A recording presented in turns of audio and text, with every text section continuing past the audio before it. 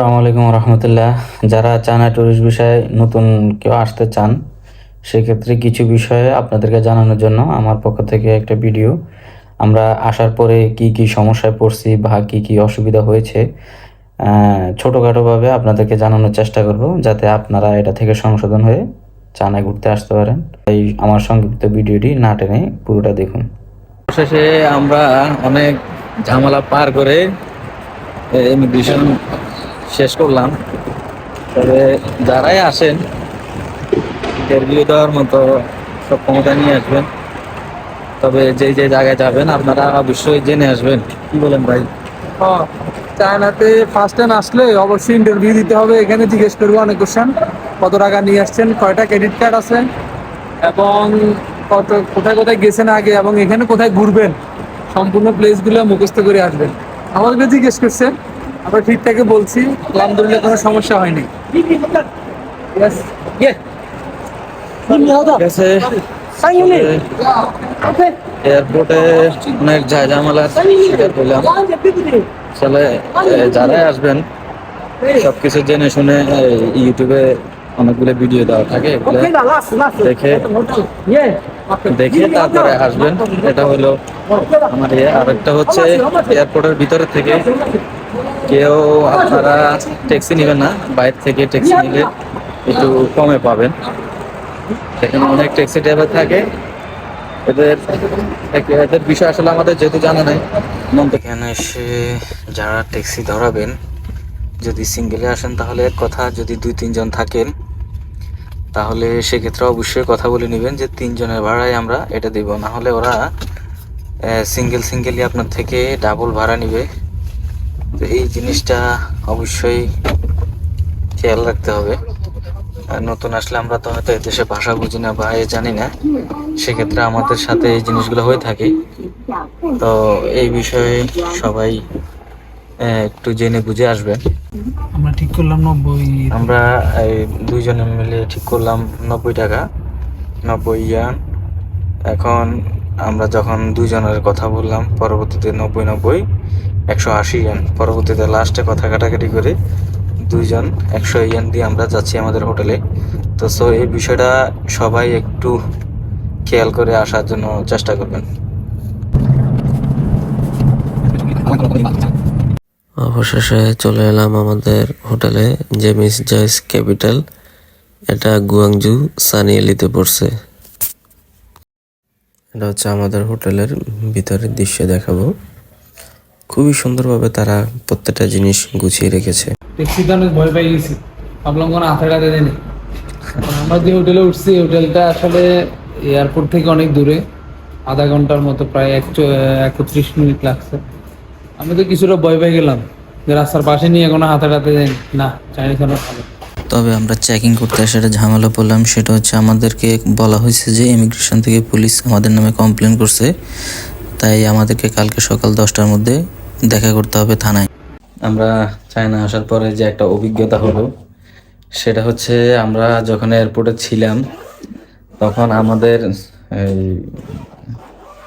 সব কিছু জিজ্ঞেস করার পরে আমাদের মোবাইল চেক করছে। মোবাইল চেক করার পরে যখন আমরা ব্যাংক স্লিপগুলো পাইলাম, মানে আমাদের মোবাইলে ব্যাংক স্লিপ ছিল, আমরা ব্যবসা করি যে ট্রানজ্যাকশনের স্লিপগুলো দেখার পরে ওরা আমাদেরকে একটা সন্দেহের তালিকা রাখছে, যে আমরা হোটেলে মেসেজ দিয়ে রাখছে যে আমরা হোটেলে আসছি কিনা, বা কালকে আবার সকালে পুলিশ স্টেশনে যাওয়ার জন্য। আসলে বুঝতেছি না, দেখি কালকে এবারে সকালবেলা কি হয়। তবে এই ধরনের অভিজ্ঞতা আসলে কখনো হয়নি।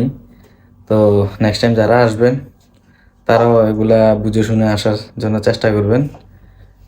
চায়না ইমিগ্রেশন বর্তমানে একটু মনে হচ্ছে যে তারা একটু হার্ড লাইনে আছে।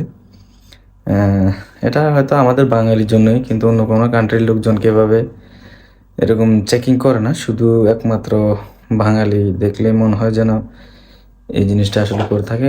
বিশেষ করে পাকিস্তানের লোকজন দেখলেও মনে হচ্ছে যে, যেটা দেখলাম, যে চেক করে।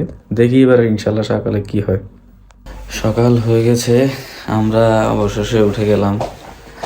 যেহেতু আমাদেরকে পুলিশ স্টেশনে যাওয়ার জন্য বলছে, আমরা এখন বের হবো, দেখি আমাদের সাথে কি হয়। আসলে কোনো কিছুই বুঝতে পারতেছি না যে চায়না এসে আসলে কী হবে। দেখা যাক, বের হই,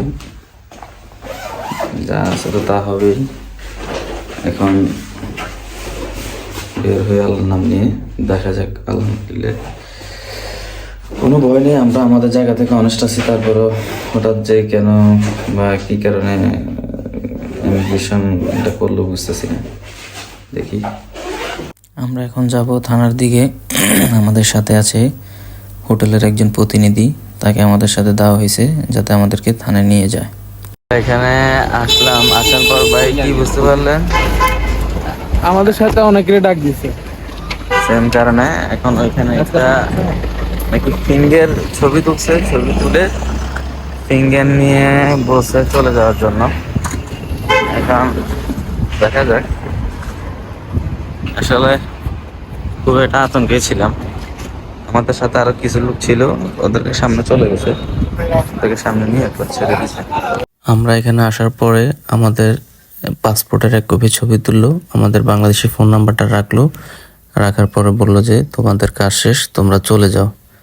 আসলে আমার মনে হয় যে এভাবে আমাদেরকে হয়রানি না করলেও চলতো। আর সবচেয়ে বড় বিষয় হচ্ছে আমাদের যে হোটেলে যে চাইনিজ, ও ইংলিশ বলতে পারে না, তার জন্য এই সমস্যাটা হয়েছে, বুঝে না বলার কারণে।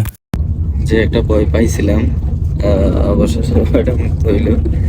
তো এখন আসলে আমার থেকে সবচেয়ে বেশি আতঙ্কে ছিল হইলো ভাই, আসলে আপনার অনুভূতিটা একটু জানান। না, আমার অনুভূতিটা হচ্ছে আমার মোবাইলে অনেকগুলো ব্যাংক স্লিপ ছিল।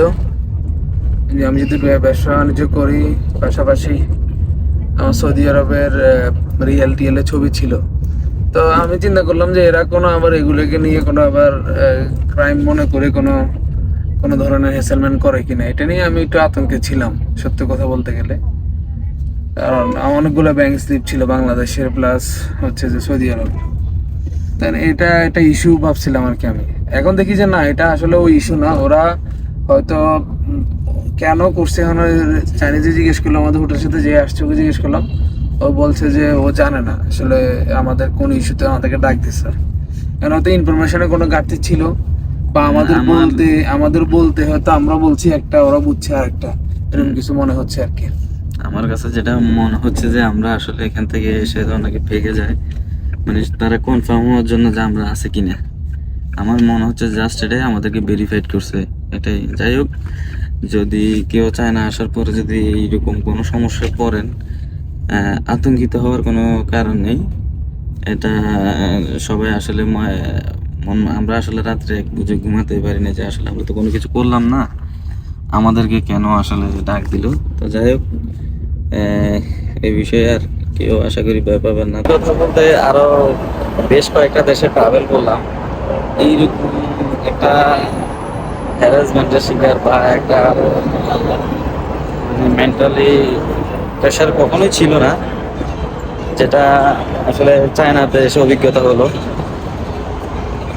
আসলে যারাই আসবেন অনেকের সাথে হয়তো এরকম করতে পারে, তবে চেষ্টা করবেন যে যত দ্রুত সম্ভব ইমিগ্রেশন কমপ্লিট করার জন্য। যারা লাস্টে আসে তাদের সাথে এই ধরনের কাজগুলো মনে হয়ে থাকে। তো বলবো যে সবাই নেক্সট টাইম যারা আসবেন ইমিগ্রেশনটা দ্রুত কমপ্লিট করার চেষ্টা করবেন। যখন আসছি আরেকটা জিনিস যেটা জানতে পারলাম, আমাদেরকে চাইনিজ বললো যে যারাই টুরিস্ট আসে সবাইকে পুলিশ স্টেশনে যেতে হয়। তবে আসলে তারা জিনিসগুলো ক্লিয়ারলি বলে না। যদি ক্লিয়ারলি বলতো তাহলে আমার মনে হয় যে হয়তো আমাদের এরকম টেনশনের ঘুমটা আরাম হতো না, অনেক শান্তিতে ঘুমানো যেত। এভরি ফরেনারকে এই পুলিশ স্টেশনে যেতে হয়, তারা ভেরিফাইড করে যে আসলে এই ফরেনার কি আছে না চলে গেছে, যেহেতু এখান থেকে বেগে যায়।